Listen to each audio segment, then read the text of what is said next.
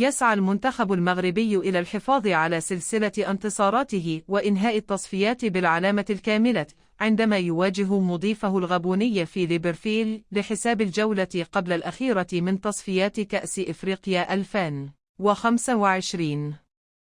ويتصدر منتخب أسود الأطلس المجموعة الثانية برصيد 12 نقطة، في حين يحتل الغابون المتأهل سلفا إلى النهائيات المركز الثاني برصيد 7 نقاط.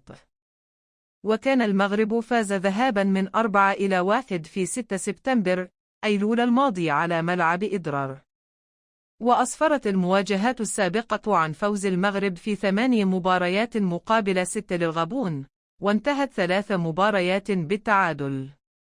ستقام المواجهة اليوم الجمعة على ملعب دانروندجي في العاصمة ليبروفيل، وتنطلق الساعة 10 مساء بتوقيت مكة المكرمة والدوحة، 8 مساء 8 مساء بتوقيت المغرب.